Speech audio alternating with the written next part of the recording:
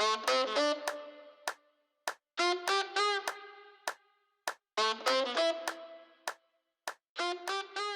everyone, welcome to Cloud Masters. I'm your host, Matan Bordeaux. I'm joined by my co-host, Sam Clark. And this episode is for anyone using Kubernetes out there. We're going to talk about KEDA, or otherwise known as Kubernetes Event-Driven Autoscaling. Try saying that 5 times. I'm joined here by Chimbu and Miguel, both of them for DoiT. Before we get started, we'll start with Chimbu. Why don't you introduce yourself, kind of what you do at DoiT, and we'll just jump off into the topic.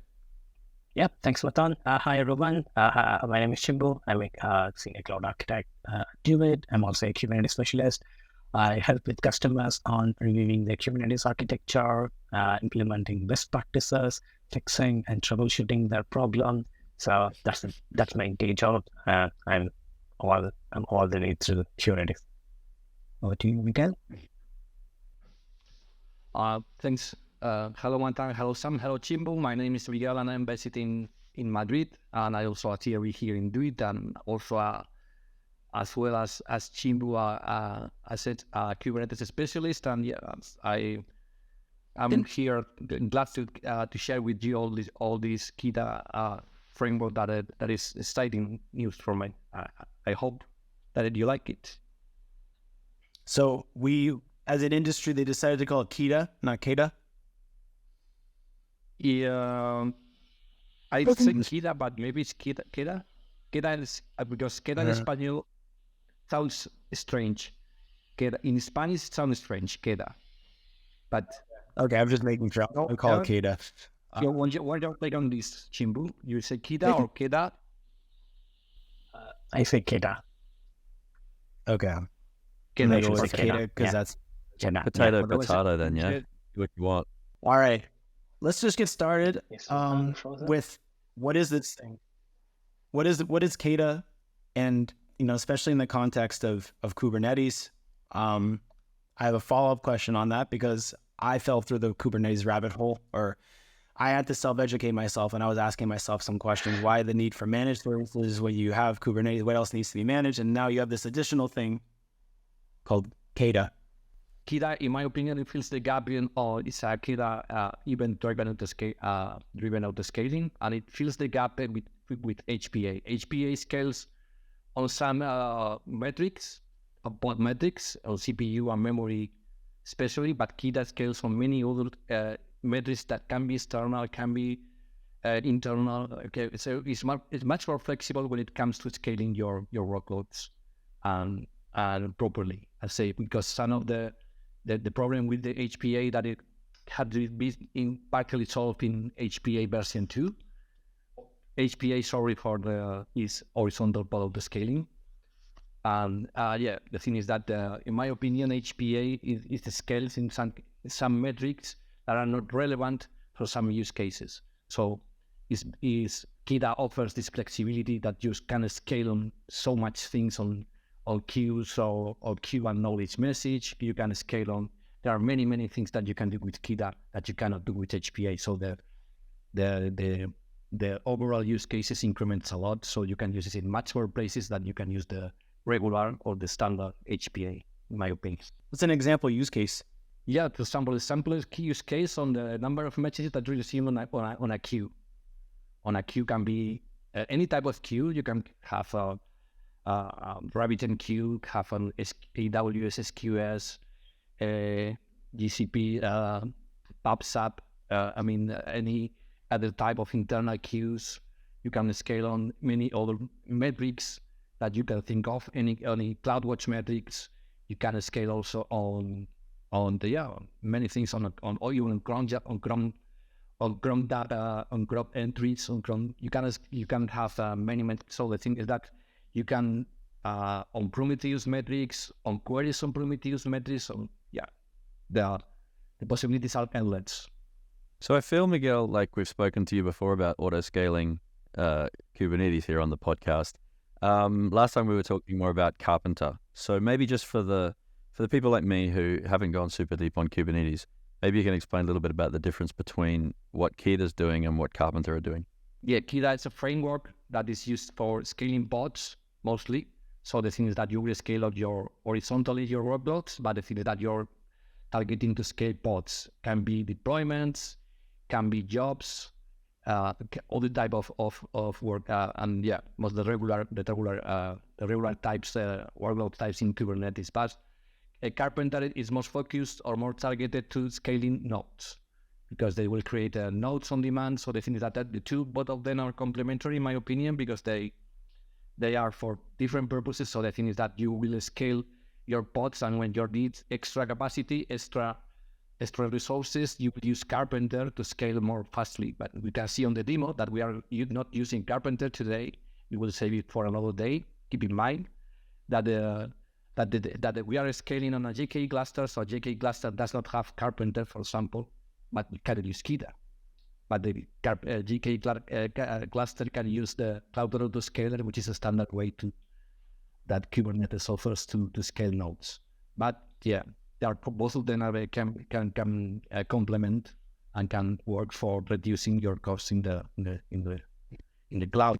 Right. So that was the next thing I was going to say. So we can use Karpenter and KEDA in the case of AWS. We can use them in conjunction to scale firstly the nodes with Karpenter and then the pods with KEDA. Yeah.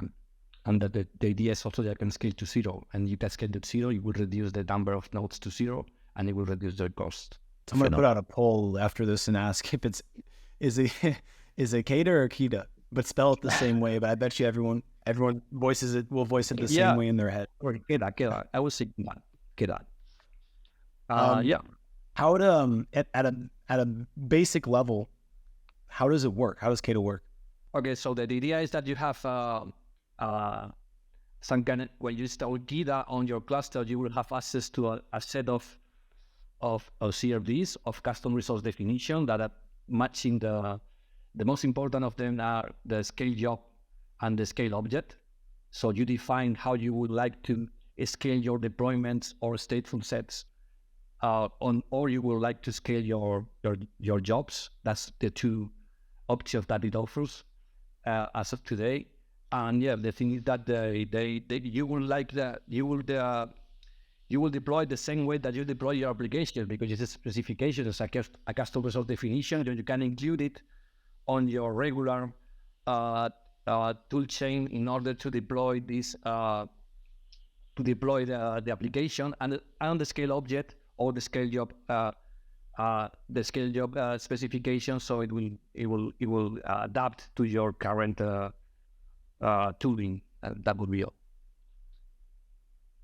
You will have also that it integrates with many cloud providers in order to grant permissions, because KEDA does work with many, let's say, the cloud provider services, such as, for example, if KEDA needs to know to scale which are the number of acknowledged messages that you have on your PubSub queue.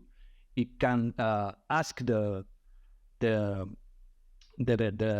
it can ask the API, and then it needs permissions to ask this API. So it integrates with several APIs and with all the APIs because it says you have different scalers called scaler. Each scaler is targeted to a specific type of resource, and this resource is backed by a cloud provider resource. So, for example, you have a scaler to scale on a PubSub queue. A different scaler will scale on a SQS. Another scaler will do it on type of different resource on a CloudWatch metric. So you will need access to different type of APIs, and you will need to integrate with the cloud providers IAM services. Okay, so you will have enough permissions to do the KEDA does have the enough permissions to call these APIs and obtain information it needs. And from that information, KEDA will create a standard HPA. Okay, and it will be changing the definition of the HPA in runtime with the metrics that it obtains from the cloud provider. Okay, for example, if we are going to check on a PubSub queue, when it's checking constantly each time, it's polling this API to check for the number of acknowledged messages, and it will create and modify the HPA definition, the standard HPA definitions, to match the required number of replicas that you need on your deployment, for example. With regards to, so from what I get, Scaler just detects when a workload needs to be scaled. Yes, That's the job. I didn't catch that if you mentioned it before, because you mentioned scaler, but that's what a scaler's job is. Yeah, you scale the scale job or the scale object definition. It will provide, okay, where I need to trigger my my deployment. Okay, so it's depending on the scaler, you will have to define a different type of trigger that it will check. Okay, for example, in my trigger each type. Let's continue with the sample of the PubSub queue. I have a 5 pending message on my queue. I want to scale one replica in, and then it will check the queue constantly, and it is checking, for example, there are 20 and a number of acknowledged messages. It will create 4 replicas. It will try to create 4 replicas to match the trigger. Okay, so it's the same. For example, when it tries to scale down the replicas, it's the same. It has a cooldown period, and it will say it detects that you are not the trigger has been, the threshold of the trigger has not been is not matching. It's not. So it tries to reduce the load. And so you need to adjust this. We will see it later that we can check the anatomy of a scale object at a scale object definition. Then you can adjust these parameters of the spec in order to scale faster, be more responsive, or be more aggressive when it comes to scaling, or be more conservative and try to scale when there are more. The thing is that it makes sense because sometimes you don't want to create lots of replicas because you don't want to just a little bit, and you can also limit the amount of replicas that you want. You can have the default replicas if you are that you want to be scaled. So the thing is that it's very, very complete at this. There are plenty of possibilities that you can do in order to control how you specifically want to scale up and scale down your nodes. Chimbu, Miguel mentioned the wide range of, so he gave a lot of examples as far as event sources. In general, how does KEDA authenticate with these external providers to check for these events? How is that connection made? Yeah, that's a good question. So KEDA provides a few secure patterns to enable the authentication flows. How the scalers you define can connect to the external providers to get the metrics. So there are like 3 different authentication flow you can use. The first one is called the configure authentication per scaled object. So you create a scaled object for a deployment or for a stateful set, and then you define your authentication. That means like only for this particular scaled object, only for the deployment, the scaler can able to contact the external provider and collect the metrics it requires. And another way is like, so if you don't want to control the authentication flow at the scaled object, if you want to enable the authentication flow for the entire namespace, yes, you can able to do that by using trigger authentication. You can create a trigger authentication resource at the namespace level, and then you configure your authentication provider configuration there, and then KEDA can use that one to authenticate all the scale objects you created in the particular namespace, can reuse that authentication provider to get the metrics. And another thing is like cluster trigger authentication provider. Let's say you want to enable global credentials. You don't want to maintain namespace level or scaled object level authentication flow. You just want to have an authentication flow created at the cluster level, and then use that for the external metrics collection. Then you can use that cluster trigger authentication. So these are like 3 ways you can manage the authentication flow per deployment level, or per namespace level, or per cluster level. So KEDA gives you the flexibility to choose which one you want depending on your requirement. Some of the authentication provider examples like Azure Active Directory pod identity, Azure Active Directory workload identity, GCP workload identity, HashiCorp Vault secrets, and then pod identity for AWS. The another, you can also define the authentication configuration at the environment level. So one of the advantages in this one is like you don't need to generate any long-term credentials for the authentication providers. So it's not like temporary credentials. I can just get a temporary credentials and then use that one to connect to the external provider. That simplifies how it connects and how it manages the authentication. Miguel, I heard you mention ScaledObject ScaledJob. Could we cover a little more in detail what those are in KEDA? Yeah, the ScaledObject are the definitions that when you want to to trigger or to how are you going to do that triggering of the of the creating new replicas or scaling down the new replicas for a given workload. So basically, when you define the ScaledObject specification, you will have to match a deployment. In the case of the ScaledObject, you will have to match a deployment of the stateful set that it refers to. So the ScaledObject refers always to a deployment of the stateful set. In the case of the ScaledJob, it refers to a job, okay? To a job. So the thing is that this is Kubernetes primitives that are being taken care of by the ScaledObject and the ScaledJob. And basically, you're defining parameters of the polling interval. How much do I need to check the KEDA controller is going to check for the triggering, and it needs to create a new replica. So you can also go on that. You can go on the minimal replica count that you want for your workload. It would be the minimum can be 0. Okay, so you can scale from 0.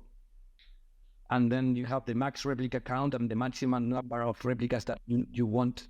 You can limit to be created. And the thing is that we recommend always to put a limit on the because it is unbounded. It can increment higher the cost because KEDA it will constantly check the API, and if the condition is for the threshold is met, it will trigger another. It will launch another replica, so you can get out of resources quickly.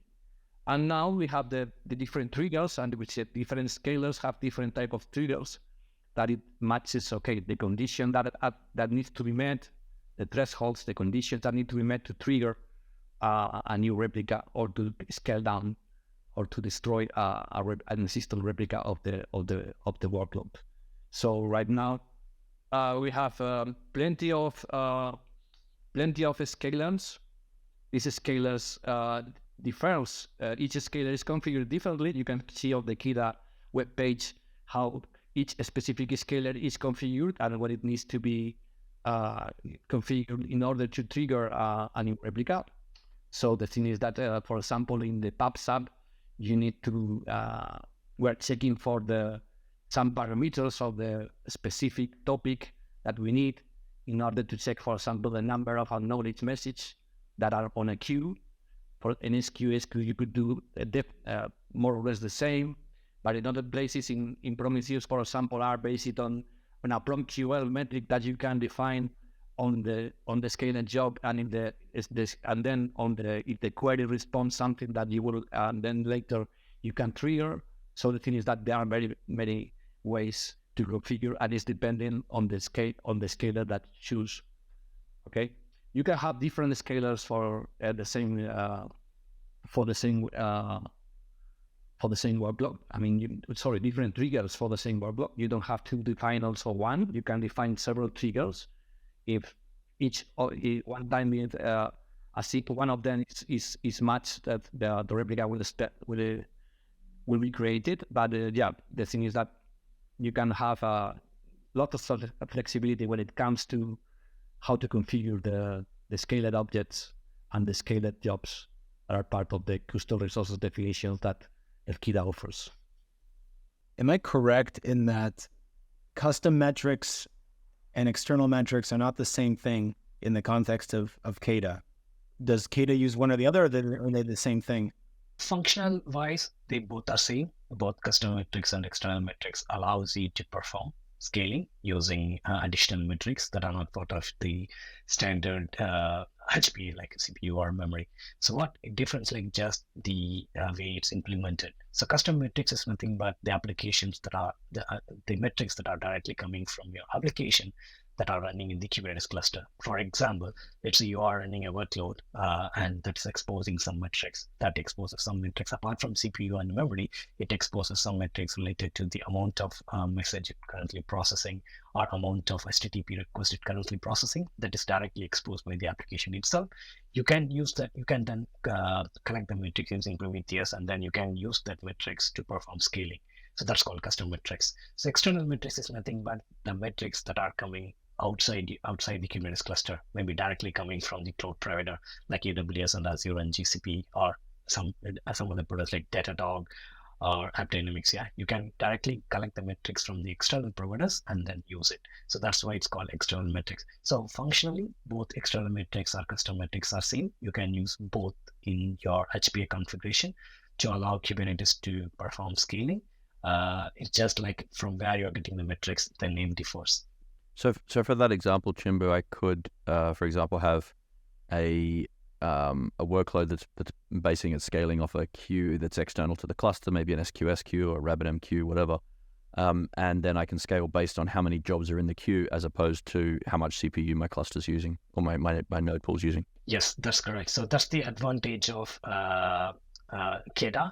So you can able to perform, actually in the scaled object, yeah, when you create scaled object, you can define how you want to perform scaling. You can able to perform scaling with multiple metrics. You can just use the CPU metrics, or you can just use memory metrics, and you can also use the metrics that you are collecting that are external to a cluster. So you can define all this condition in a single scaled object. And then when a scaling occurs, KEDA just checks the metrics that are published, and then the auto-scaling can trigger depending on the condition. If any one of this condition met, then HPA will trigger the auto-scaling. Well, I understand you have a demo later that we'll do later on, but before we get into that, in general, for someone who's listening right now and is just wants general best practices, if they're choosing to use KEDA, if they want to explore KEDA, what would you say are just the general best practices? And maybe as well, maybe we can relate those best practices to, maybe you can share some tickets you've worked on with customers that either showcase the result of not following best practices, or something like that. Because I know you guys help customers with lots of stuff around KEDA, and so I think it'd be really cool if you could share some stories in the context of best practices, what not to do, what to do. Regarding the best practices, the thing is that would be to choose the right scaler for the job that you want to, how you want to scale, which are the standard methods that Chimbu has mentioned, of the custom methods you want to scale on. So that would be important. The thing is that that would be probably determine the type of scaler and how you want to configure your scale object or scale job. And then will be the second one, that you have to set a realistic threshold. So you want to, because if not, you will be either underperforming or over. You define it, really you would be underperforming, but you would be able to create replicas at the expected rate. And if you are over delivering, over creating replicas, you will be wasting resources. Okay, so the thing is that you need to find the right compromise between the amount of resources that need to be taken to get the job done. And because if you are, everyone can scale a lot, and then the thing is that, okay, I have been able to, but the thing is that try to adjust it properly, so you can only spike, you only scale when there is really spikes, and you are not scaling and over wasting resources. Okay. And when it will be the using multiple triggers for the same scale target, it will be a good idea, because it will also to adapt your triggers. You don't have to only to define one fits all rule. You can have several rules or several triggers that you can define, and then you can be more responsive to some situation that it's happening. Okay. And then it also will try to, the thing is that all the, and one of the benefits is all the auto-scaling rules are in a single place, and then you can check it one by one and check which are the best, or which are the best for you. And the thing is that the HPA the KEDA will calculate the metrics for every scaler. Then you have several scalers on the same workload. Okay, several different scalers. When I mean different scalers, on a scaler on a queue and a scaler on another on memory, you will have both of them at the same time. You don't have to choose between one or another. But the thing is that it would overcomplicate also how you are scaling. So the thing to understand is, it will be better to adjust it if you are using several different scalers on the same workload. You need to make sure that you have clear trigger thresholds, so you are not you don't have unexpected results. I don't know if Chimbu has anything to add too. We should have 3 or 4, but Yeah, sure. Yeah. So one thing I would like to add on top of what Miguel said, like in terms of setting of the realistic trigger threshold, as you know that KEDA allows you to scale to 0. So for example, if your application is not performing message processing or not performing AAV task, it can able to scale down it to 0. So when you're setting up a scale down the minimum replicas value to 0, you need to be aware that when a new message comes in or when a new request comes in, there'll be a delay in launching and creating a new container or creating a new pod and then start processing it. So use the scale to 0 while need to the application that can stand disruption. Don't go for like scale to 0 for all the application. For example, if your application is processing incoming HTTPS request, then definitely don't use scale to 0 because your application may want to respond immediately, but if your application is doing message processing, you can use a scale to 0 to ensure that you're not wasting your compute when the application is not actively doing anything. Apart from that, other best practices like ensure you upgrade KEDA regularly because KEDA is actively developed. It recently moved to GA, so there are new feature and bug fixes are released regularly. So it is important to upgrade KEDA and also ensure that your KEDA is up to date with your Kubernetes version, so it's not unblocking your Kubernetes cluster upgrade. So that's the common issue we normally see with the customer where they use KEDA, but they don't perform upgrades. But later when Kubernetes reaches end of life, when they try to upgrade Kubernetes, then KEDA stopped working. It affects all their auto-scaling functionality. So ensure that you frequently upgrade KEDA and so that it's not unblocking anything. Another common requirement we normally receive from customers, like whether they can use KEDA to perform scaling for HTTP workloads. So of course, you can able to perform scaling using different metrics. And as Miguel said, like, there are a lot of out-of-the-box scalers currently provided by KEDA, but currently there is no out-of-the-box scaler for HTTP workload. But there is an add-on scaler, something called KEDA HTTP add-on scaler that is currently in experimental stage. If you want to try that one, you can use that the additional scaler to collect metrics from your HTTP workloads, and then you can be able to scale it like based on number of requests or number of response time. One thing you need to be aware, it's still in experimental stage, so it's not recommended for production. And or you can use Prometheus scaler, so it can collect metrics from different targets, and then you can use that particular metrics to perform scaling. So we helped a lot of our customers implement auto scaling with KEDA using this HTTP add-on scaler as well as Prometheus. And as Sam asked, like whether you can use KEDA with other Kubernetes frameworks like Prometheus and Karpenter for auto scaling. Yes, we help customers using KEDA and Karpenter in AWS to perform auto scaling for both the workloads as well as Kubernetes nodes. In terms of GKE, we help customers using KEDA with the existing cluster autoscaler to perform both autoscaling for GKE nodes as well as the workloads. So we receive different questions or different configuration queries from our customers when it comes to KEDA, or like whether which metrics will be reliable to use, how to configure scaled objects. So we help customers with those queries as well. So on that, Chimbu, sorry, Matan, just to cut you off for a sec. I recently had a customer that was a little confused with KEDA and removed the cluster autoscaler from within their Kubernetes cluster. I think it was in GKE. Removed the cluster autoscaler thinking that KEDA would manage everything. But that, by the sound of things, is very much a wrong thing to do. So KEDA is just an add-on on top of your existing Kubernetes cluster. It doesn't replace the autoscaling functionality for your compute.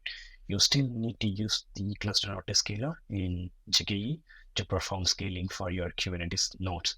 KEDA can able to perform autoscaling for your application or for your pods. So cluster autoscaler can't be replaced with KEDA. So one thing, I'm surprised if they disable cluster autoscaler in GKE because it's a fully managed component which you can't disable in GKE. Of course, you can install a cluster autoscaler in your EKS cluster, and you can remove it if you don't want. But in GKE, cluster autoscaler can't be disabled, but it's and KEDA is not replacing the functionality what cluster autoscaler or Karpenter is doing. There's every chance I've mixed those two up. Yeah. Yes. Yeah, the thing is that if you remove the cloud the scaler, the thing is that you will be using KEDA, but the thing is that KEDA will scale, and you don't have capacity enough to scale on your existing nodes. You will be, you won't be able to continue scaling. That will be all. But the thing is that this for different purposes. I'm wondering, what are some of the more common mistakes that you're seeing customers make when they're configuring KEDA? One example I can use, like where our customer used KEDA in combination with horizontal pod autoscaler. So they created one horizontal pod autoscaler that is mapped to one deployment. And in KEDA, when you create the scaled object, it creates an HPA configuration on its own. So that created a conflict. So as Miguel said, like don't combine KEDA scaled object with your own horizontal pod autoscaler. So when you create a scaled object resource, what KEDA is actually doing is like it creates a horizontal pod autoscaler resource with all the scaling configuration. So you don't need to create any horizontal pod autoscaler on resource on your own. So when you have two different HPA configuration, it will affect the autoscaling functionality of your Kubernetes. So in that case, the customer expects the workload to scale from 1 to like 10 workloads, 10 pods, depending based on the scaling configuration. But Kubernetes was unable to scale it. It got stuck, and it was throwing all the random errors. So that's a common mistake we normally see with customers. Like they are thinking like they can use two different resources for scaling. So ideally, you should not. And another thing is like some customers just use static credentials to allow the scaler to collect the metrics from the cloud providers. So that's a common mistake. Like in that case, you need to maintain all the credentials on your way. You need to ensure it's properly rotated and it's properly there are security configuration in place to protect the secrets. So one of the best practices like use the inbuilt authentication mechanism. For example, in GKE, you can use the workload identity to allow the scaler to connect to the external to collect the metrics from GCP monitoring. In EKS, you can use the pod identity to collect the metrics from CloudWatch. So that's another common configuration issue we see with the customers using static credentials. So don't use static credentials. Use the inbuilt authentication mechanism coming with Kubernetes. Whether if you're using a managed cloud provider, use an inbuilt mechanism to allow scaler to connect the metrics. And other issues I had already mentioned is like customers miss to upgrade KEDA frequently, so and which affects the Kubernetes cluster upgrades. So ensure you update KEDA whenever a new release is there. Check whether it's matching your Kubernetes cluster version, and ensure it's updated so that you can take advantage of the new functionality as well as all the security bugs are fixed. Miguel or Chimbu, are there any other final things before we cut to a demo that you're helping customers with kind of frequently? Any frequently occurring tickets, requests around KEDA?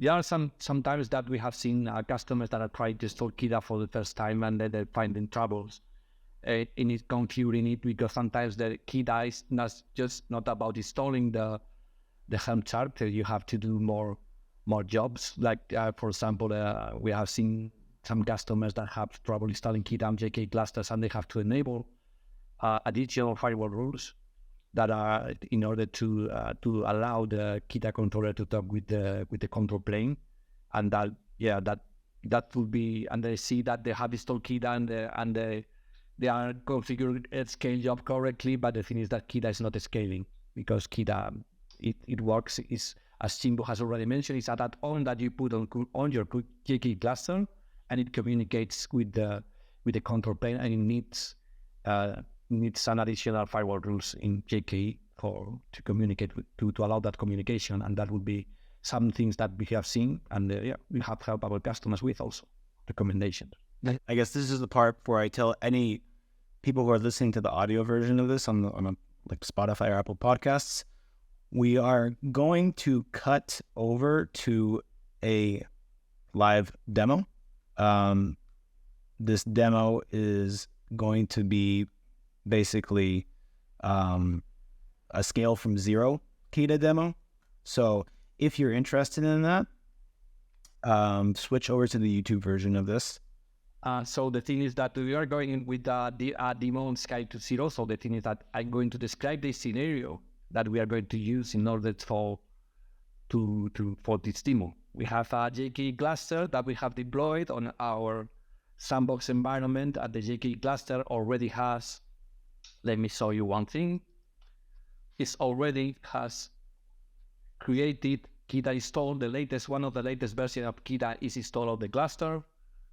And then we have several node pools where we are going to put our application. The application that we are going to scale has two components. One of them is a deployment with an API. Okay, it's an HTTP exposed API. We are exposing this API through a load balancer, an external load balancer, so that we are using an HTTP JSON API, and we will try to load test this API. So the thing is that this API what puts message on a PubSub queue, okay, and we are going to how does it scale all the way down, okay. So we have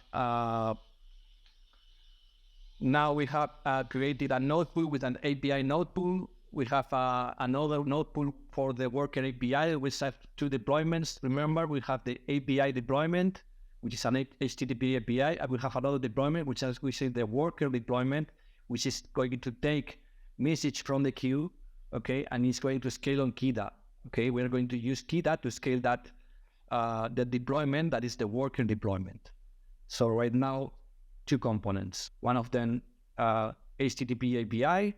We will try to load test the API. The API will scale also, and then we will have another component, another deployment. The API will put message on a PubSub queue, and we will take message from the PubSub queue, and we will scale based on the number of knowledge or the pending messages on that PubSub queue with KEDA. Okay. That would be the scenario that we are, the environment that we have for testing. And the scenario,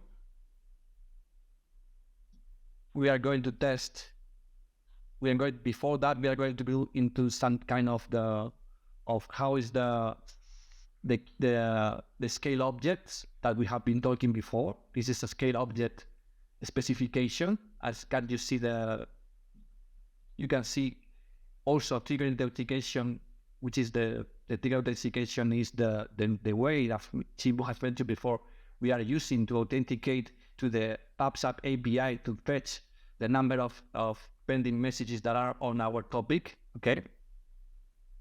And then we have the scale object that is referring to our deployment, the worker deployment.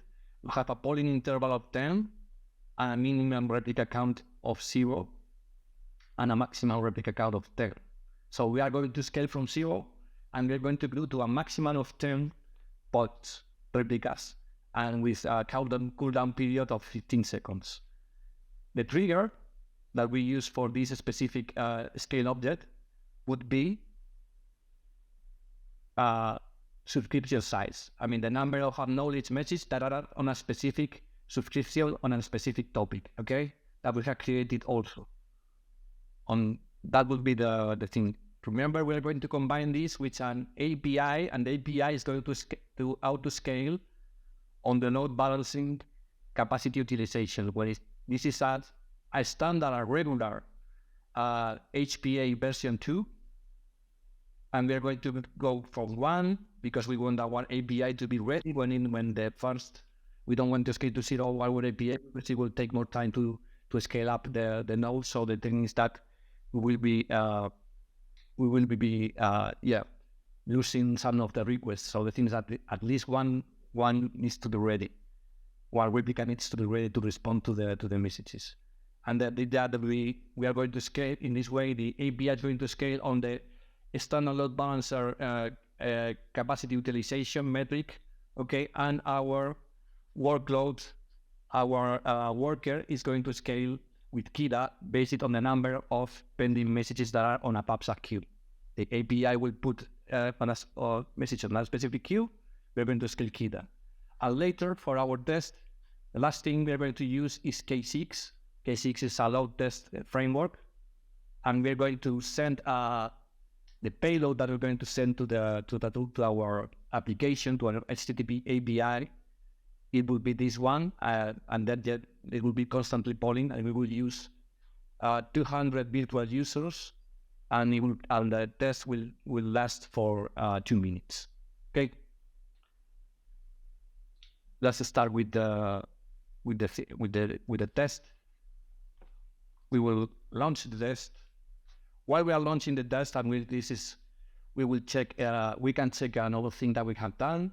We can see on the worker side, the blueprint worker, that we have no replicas right now, so we have the scaling from 0. Okay, and we can check also on the API, on the deployment API, that we have only one. Okay, and we can check on the blueprint subscription that the number of pending messages is 0. Okay, and we have deployed the KubeOps view on our cluster. So we are basically seeing how our nodes are behaving. Sorry, because this is not showing very good. I think that the thing is that we're scaling the API right now. Okay, as you can see here, the API is scaling based on our requests. Let me update this one. Meanwhile, we can go here and we can check the same thing.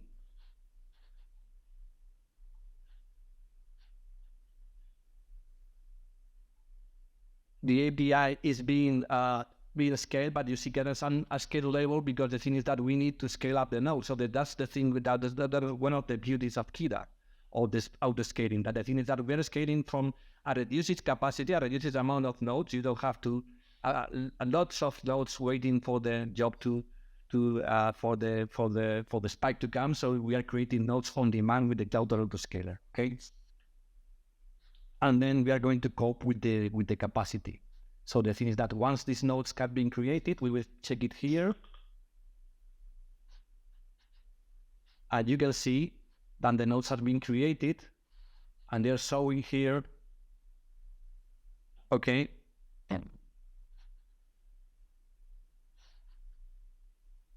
Ya, venga.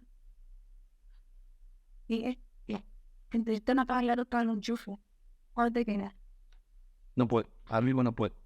10 minutos. 10 minutos. 10 minutos. Sí. Venga.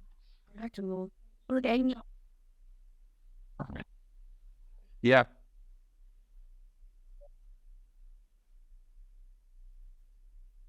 Okay, Martin. Okay. Yeah. Thank you. Okay. So the idea is that you have this capacity is on demand. You're getting the capacity on demand. So the thing is that you're expecting to have lots of your spikes. You can scale from little capacity to higher capacity with these scalers, and the thing is that you will later be the cloud autoscaler will take care of the nodes that are not being used, and it will reduce the capacity of your cluster. So the thing is that you need to be aware of these things. Right now, we have on KEDA, let's see, we have created with more worker node pools in order to cope with the capacity. If you can see, the workers also have been created. There have been created several workers, and also to match. So we are scaling on the API, and we are scaling on the worker. Okay, and the thing is that we are seeing that the messages are being consumed as when they are generated by the API. So we have these two pieces that they're scaling independently, and we can do it both. One of the things that we can do, remember, is that Chimbu said about the KEDA HTTP add-on. So the thing is that right now it's not production ready, but in the future it will be. So you can scale your API, HTTP API independently from your backend or your workers applications that are some kind of batches, so you can scale and decouple the API being responsive, keep the API being responsive, and decouple the worker workloads, and use, for example, this buffer, this PubSub queue, in order for the production consumer pattern. Okay, so you will be able to do both things, to scale on both of them, and that will be more or less the thing. If you want to continue with the demo, will take more time to catch up with the required workload. But right now we're going to interrupt it, and then the thing is that you can see that is taking more time to create these workloads. But the thing is that it's working on that, and the thing is that we have seen that we are scaling, and later when the workload is finished, we will be able to reduce the workload again. As you can see, it's very graphical. We're going to create this one. We can check the messages here. But the thing is that, remember that we have all the messages that have been processed here. Okay, you reach to a peak, and then it suddenly drop down when it started to process all the messages. Okay, so that will be all for the demo today. Please keep tuned with us, and then we will share in the future this code if you want to be you want to inspire yourself with our code, and then you're very welcome to use it in your own projects. All right, Chimbu, Miguel shared a lot about KEDA. I'm sure all the folks who are using Kubernetes will appreciate it. Thanks, Miguel, again for jumping on. Thank you, Chimbu, for being a guest for the first time with us. To those listening, we hope you got some value out of this episode, and we'll see you at the next one. Thanks, everyone. Yep. Sure. Yep. Thanks, everyone. Bye. Cloudmasters is a DoiT multimedia production, hosted by Matan Bordo, a product marketing manager at DoiT, and Sam Clark, a technical account manager at DoiT. Our guests today were Miguel de Lucas Manzano and Chimbu Shinaduri, both senior cloud architects at DoiT. Editing and production of Cloudmasters is handled by me, Crispin Stanback, multimedia content producer at DoiT. To listen to more episodes of Cloudmasters, and to learn more about how DoiT delivers the true promise of the cloud, visit doit.com.